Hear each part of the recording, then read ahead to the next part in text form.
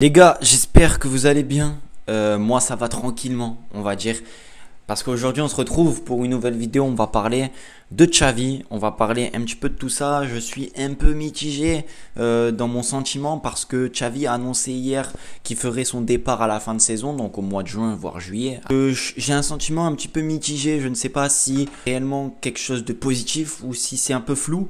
Et je pense plus pour le flou parce qu'aujourd'hui, on va se retrouver avec un coach pendant les 4 mois restants, 5 mois, qui ne sera plus entraîneur à la fin de saison. Donc pour la motivation, c'est toujours un peu plus délicat, même si je pense que les joueurs vont pouvoir, preuve de maturité, de professionnalisme et de continuer à bosser et à faire du mieux qu'ils peuvent et essayer surtout d'être compétitifs. Surtout que De Jong avait fait une déclaration en disant que le problème, il venait d'eux et pas de Xavi, qu'ils avaient totalement confiance en Xavi.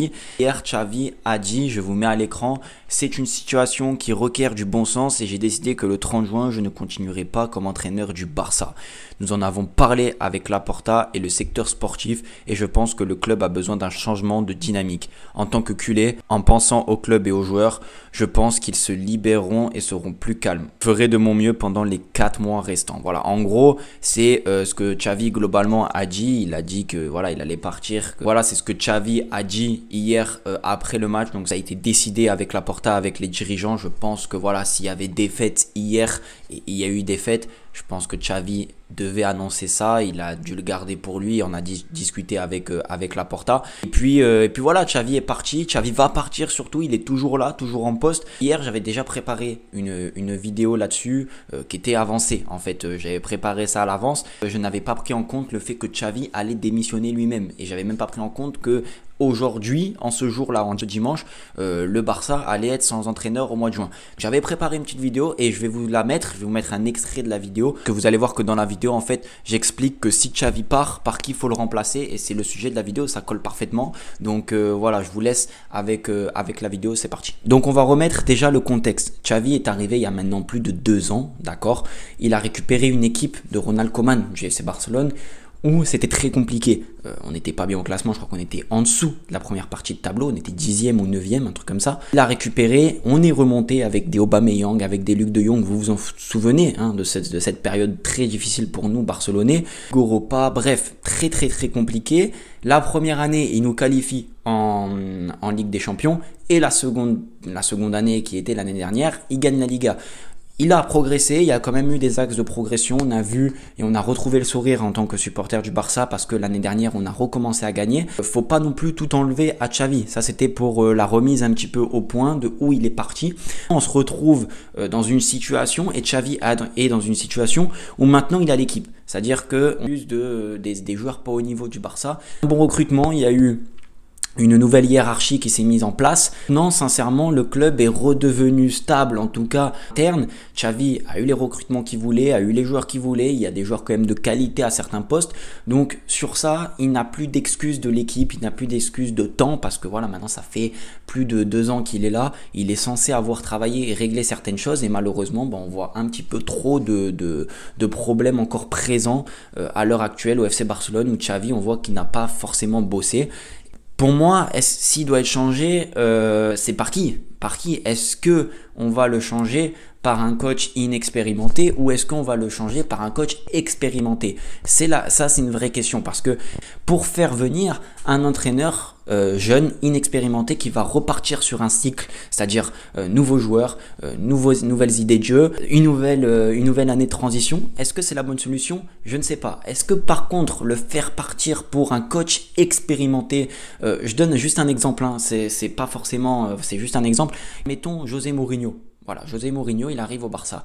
Avec José Mourinho, dites-vous que vous allez gagner. Vous allez gagner, ça va pas être beau par contre, mais surtout avec les joueurs que Mourinho aura à sa disposition, les matchs, on va les gagner. On va finir deuxième, premier, on va se battre, mais on va se battre réellement pour le trophée du championnat. En Ligue des Champions, on sera présent, on répondra présent dans l'impact physique, dans beaucoup de choses. Mais c'est pas le sujet. Le sujet, c'est pas José Mourinho ou quoi que ce soit. C'est est-ce qu'on fait venir un coach qui va repartir sur un cycle et refaire 2 ans de transition et ça ne peut pas marcher, ou est-ce qu'on fait venir un entraîneur qui nous fait gagner et malheureusement, il y aura peut-être pas forcément le beau jeu, mais on sera sûr d'avoir des résultats.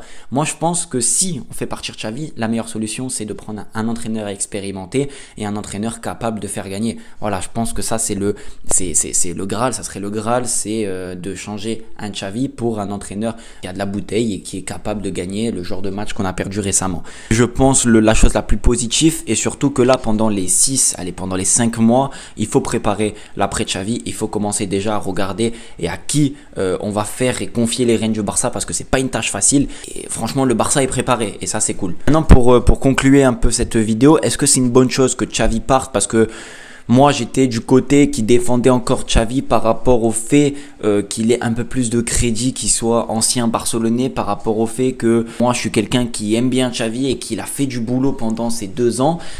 Et ça m'embêtait en fait de faire revenir, de faire partir un coach. En fait, c'est quelque chose trop récurrent qu'on a vu ces dernières saisons. Et je voulais un petit peu plus de stabilité. Peut-être que j'ai été aveuglé par ça et que je me cachais derrière le fait de repartir sur quelque chose de nouveau.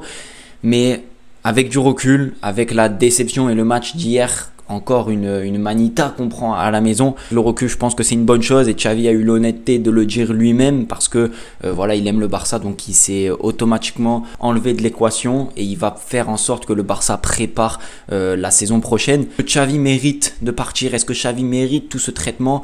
Honnêtement, j'en sais rien. Je pense qu'il faut respecter Xavi par rapport à tout ce qu'il a fait en tant que joueur, mais aussi ce qu'il a fait en tant qu'entraîneur. Comme je l'ai dit au début de la vidéo, il a pris le Barça quand ils étaient dans une position très compliquée. Il les a ramenés quand même au devant de la scène, en tout cas nationale. Après, en Coupe d'Europe, ça a été un peu plus compliqué. Il a fait de bonnes choses. Il a fait aussi beaucoup de mauvaises choses. Mais c'est un jeune coach qui apprend encore, qui a eu son dos la responsabilité d'un très grand club qu'il a aimé et qu'il aime toujours. Donc ouais, je pense qu'il faut quand même respecter Xavi, ne pas le critiquer. Je pense qu'il doit avoir un petit peu plus de reconnaissance que les autres coachs parce que il a fait déjà mieux, je trouve, en tout qu'il a récupéré un Barça très malade. Donc voilà, mais oui, à la fin de son cycle, là, on arrivait sur les dernières semaines, sur les derniers mois, ça devenait très compliqué. On sentait que le Barça était sur une pente descendante, que c'était très compliqué de retourner en fait la situation pour lui et que malheureusement, avec tous les joueurs qu'il a eu, il n'a pas fait le nécessaire, il n'a pas fait les résultats attendus et c'est logique pour un club comme le Barça qui a besoin de résultats, qui a besoin rapidement de trophées, qui a besoin de gagner en fait, qui a besoin de briller.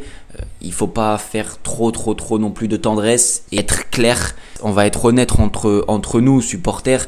C'est une bonne chose en réalité que Xavi parte parce que ça va nous faire prendre conscience déjà qu'il n'avait plus le niveau d'entraîner le Barça et prendre conscience aussi que notre niveau et la situation était vraiment pas bonne. Non, on espère que le Barça va bien préparer l'après Xavi, que Xavi est encore en poste jusqu'à la fin de saison, qui continue à être comme il est, qui fasse ses choix, qui continue à faire progresser l'équipe et que les joueurs restent motivés. C'est important parce que c'est une situation qui est délicate à gérer et il va falloir faire en sorte de rester compétitif pour la fin de saison.